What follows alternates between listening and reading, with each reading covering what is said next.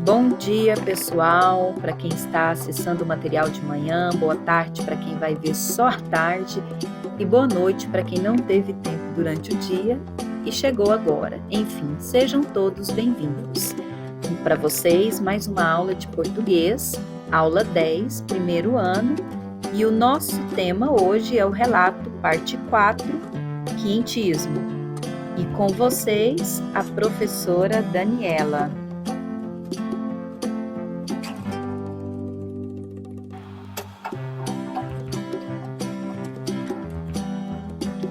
Então, galera, é o seguinte, como eu já havia falado com vocês, nas nossas primeiras aulas do mês de maio, nós separamos semanalmente, né? Então, nós vimos primeiro redação e uma parte de interpretação de texto. Em seguida, nós vimos gramática e agora nós chegamos à literatura. E o tema da nossa literatura para essa semana é quientismo. Como vocês podem observar nessa figura, esse período, né, essa escola da literatura, ela nos remete ao período de colonização do Brasil, de quando os portugueses chegaram aqui. Então, ele acontece no período entre 1500 e 1601. E é por isso que o nome do movimento é quientismo, justamente porque está ligado ao período em que ele ocorreu aqui no nosso país.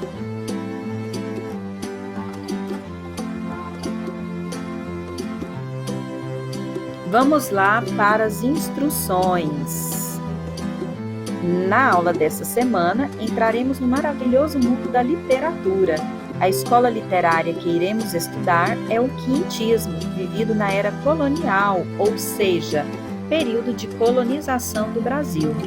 Faremos um estudo sobre essa escola e, em seguida, vocês responderão às atividades.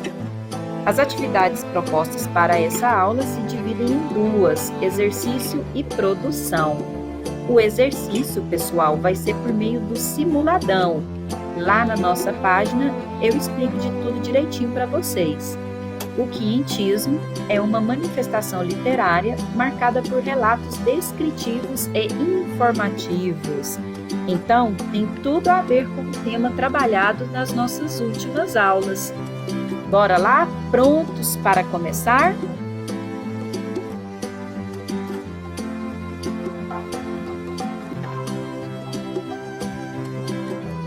Um pouquinho da história, gente. Em 1500, ano do descobrimento do Brasil, temos o início da manifestação literária chamada quientismo. A literatura brasileira, gente, na verdade, ainda não tinha sua identidade, a qual foi sendo formada sob a influência da literatura portuguesa e europeia em geral. Logo, não havia produção literária ligada diretamente ao povo brasileiro, mas sim obras no Brasil que davam significação aos europeus. Com o passar dos anos, o cidadão brasileiro encontrou no quientismo a seguinte dicotomia: a literatura informativa, que era voltada para assuntos de natureza material, ouro, prata, ferro e madeira, feita através de cartas dos viajantes ou dos cronistas, e a literatura dos jesuítas, que tentavam inserir a catequese. Assim, as denotações da visão dos artistas brasileiros foram se formando, ou seja, pessoal, de um lado, a gente tinha os viajantes, né, os navegantes, os desbravadores dos mares, que levavam para os europeus, para todas as outras regiões, tudo aquilo que viam, né, nas viagens, nos mares e nas terras brasileiras.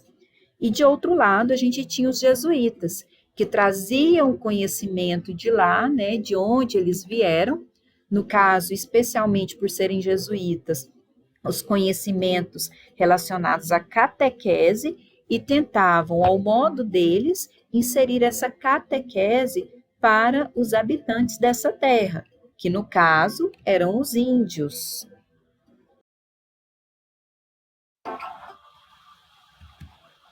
Um exemplo claro dessa dicotomia foi a carta de Pero Vaz de Caminha, pois valorizou as conquistas e aventuras marítimas, que é a literatura informativa, e ao mesmo tempo que a expansão do cristianismo, a literatura jesuíta. Outro exemplo de autor do quinhentismo foi José de Anchieta, principal autor jesuíta da época, que viveu entre os índios, pelos quais eram chamados de piarri, que significa Supremo Pajé Branco. Foi o autor da primeira gramática do Tupi-Guarani e também de várias poesias de devoção. Portanto, podemos concluir que esse movimento foi marcado por um período literário onde foram escritos especialmente relatos dos viajantes com características informativas e descritivas, ficando conhecido também como literatura de informação. Olha só, voltamos mais uma vez ao tema que abordei no slide passado, né? Então, nós temos uma literatura que informa e descreve tudo o que é visto, experimentado, e aquela outra do jesuíta, no caso representada em especial por José de Anchieta, que vem trazer conhecimentos, né, acerca da palavra de Deus aos índios.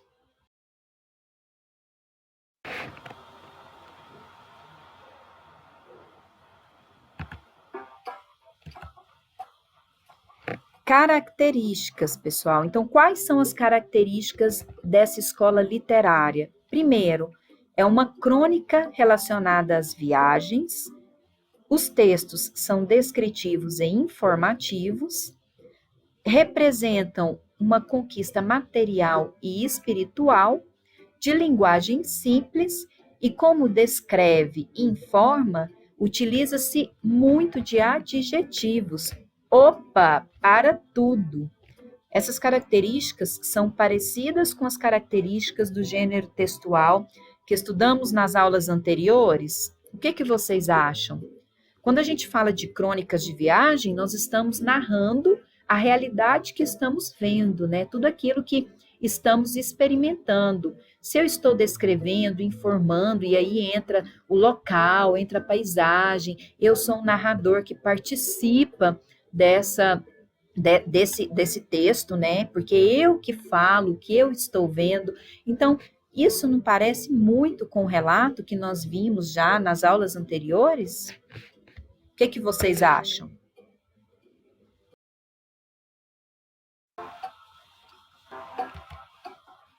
Principais autores e obras. Muitos viajantes e jesuítas contribuíram com seus relatos para informar aos que estavam do outro lado do Atlântico suas impressões acerca da nova terra encontrada. Então, um dos principais autores, né, que a gente tem, acho que a gente pode até dizer que ele é um dos primeiros autores, quando a gente fala em quintismo, é Pero Vaz de Caminha. Pero Vaz de Caminha era escrivão-mor da esquadra liderada por Pedro Álvares Cabral. Ele era escritor e vereador português, registrou suas primeiras impressões acerca das terras brasileiras. Fez isso por meio da Carta de Achatamento do Brasil, datada de 1º de maio de 1500. A Carta de Pero Vaz de Caminha, escrita para o rei de Portugal, Dom Manuel, é considerada o marco inicial da literatura brasileira, visto ser o primeiro documento escrito sobre a história do Brasil. Seu conteúdo aborda os primeiros contatos dos lusitanos com os indígenas brasileiros, bem como as manifestações e impressões sobre a descoberta das novas terras.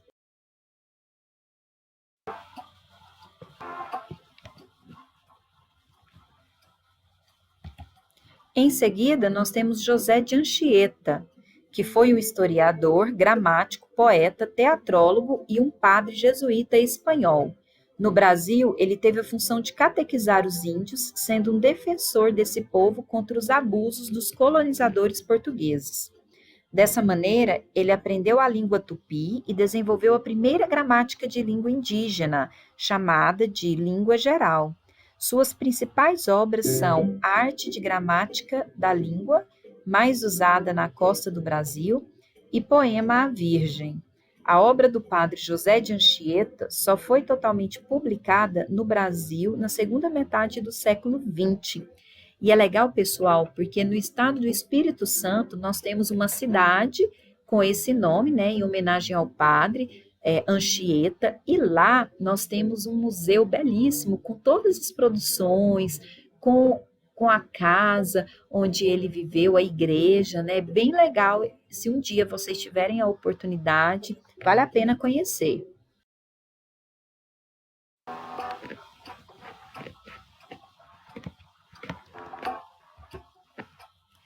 Outro autor foi Pero de Magalhães Gândavo, gramático, professor, historiador e cronista português. Ficou conhecido pelos relatos que fez sobre a fauna, a flora e a dimensão das terras brasileiras em seu livro História da Província de Santa Cruz, a que vulgarmente chamamos de Brasil. Além dos animais distintos e das plantas exóticas, ele descreve sobre os povos indígenas e a descoberta do Brasil por Pedro Álvares Cabral. Outra obra que merece destaque é o Tratado da Terra do Brasil, que também foi produzida por ele. Por fim, pessoal, nós temos Manuel da Nóbrega, padre também, jesuíta português e chefe da primeira missão jesuítica à América, Armada de Tomé de Souza. Participou da primeira missa realizada no Brasil e da fundação das cidades de Salvador e Rio de Janeiro. Seu trabalho no Brasil foi de catequizar os índios, e suas obras que merecem destaque são Informação da Terra do Brasil, Diálogo sobre a Conversão do Gentio e Tratado contra a Antropofagia.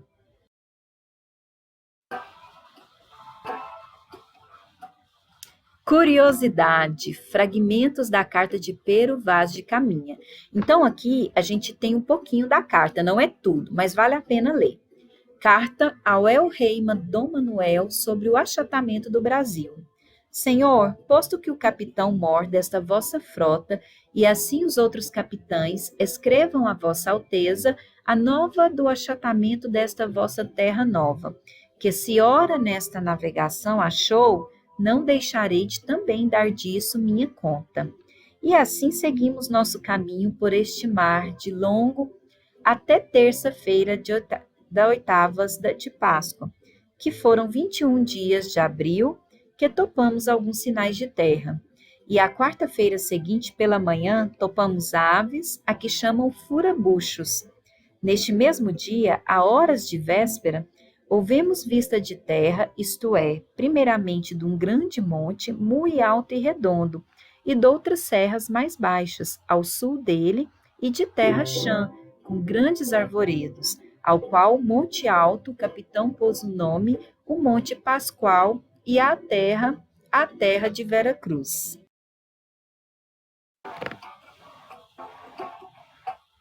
E dali houvemos vista de homens que andavam pela praia, de 7 ou 8, segundo os navios pequenos disseram, por chegarem primeiro. A feição deles é serem pardos, maneira de avermelhados, de bons rostos e bons narizes, bem feitos. Andam nus, sem nenhuma cobertura, nem estimam nenhuma cousa cobrir nem mostrar suas vergonhas. E estão acerca disso com tanta inocência como têm em mostrar o rosto. Ali andavam entre eles 3 ou 4 moças e bem gentis, com cabelos muito pretos, compridos pelas espáduas, e suas vergonhas tão altas e tão sarradinhas e tão limpas das cabeleiras que de as nós, muito bem olharmos, não tínhamos nenhuma vergonha. E uma daquelas moças era toda tinta, de fundo acima, daquela tintura a qual, certo, era tão bem feita e tão redonda, e sua vergonha, que ela não tinha, tão graciosa, que há muitas mulheres de nossa terra, vendo-lhes tais feições, fizera vergonha, por não terem a sua como ela.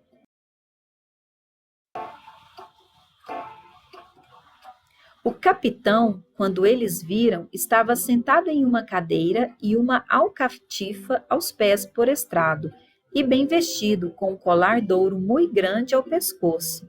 Um deles, porém, pôs olho no colar do capitão e começou a acenar com a mão para a terra, e depois para o colar, como que nos dizia que havia em terra ouro.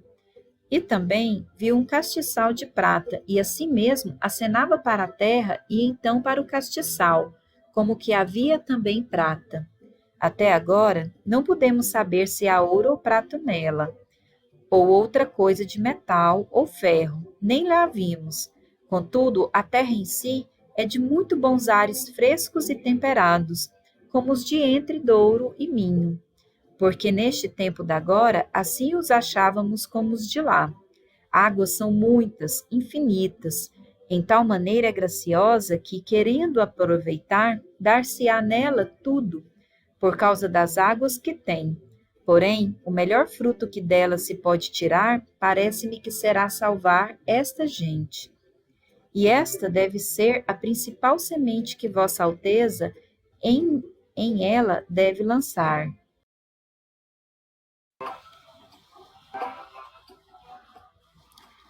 Aqui, gente, eu vou trazer alguns termos, né, e as definições para eles. Capitão Mor trata-se de Pedro Álvares Cabral, conta é o mesmo que relato, oitavas de Páscoa, semana que vai desde o domingo da Páscoa até o domingo seguinte. Horas de véspera, final da tarde. Chã, plana, coisa. Vergonhas, órgãos sexuais. Sarradinhas, alguns historiadores consideram saradinhas, isto é, sem doenças, e outros consideram serradinha, isto é, densas. Tinta, tingida. Alcatifa, tapete que cobre ou se estende. Entre Douro e Minho, antiga província de Portugal.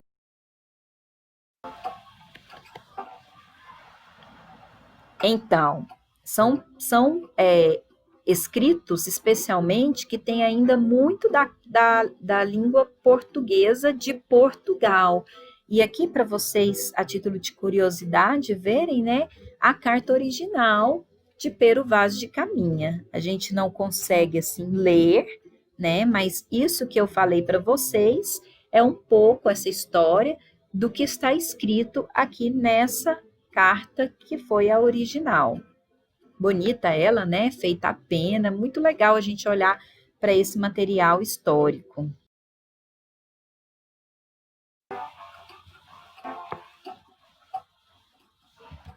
Resumindo, o quinhentismo foi uma escola literária dos períodos entre 1500 a 1600, então era um período da era colonial. É uma escola literária marcada pelas características principalmente descritiva e informativa, de linguagem simples, com a frequência de muitos adjetivos, até porque está descrevendo o ambiente, e também baseada nos ensinamentos, né, dos jesuítas aos índios e das histórias dos navegantes, né, que contam todos esses relatos. Então, os relatos, eles tinham duas especificações: relatos feitos pelos navegantes e também pelos jesuítas.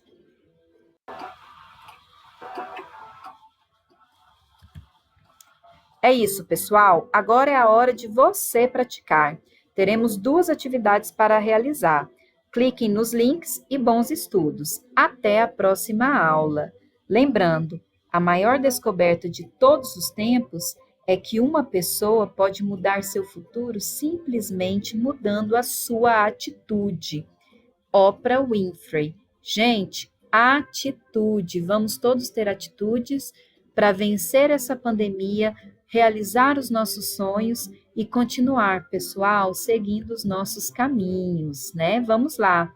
Espero todos vocês. Qualquer dúvida, me chamem. Um abraço e um beijo. Até a próxima aula.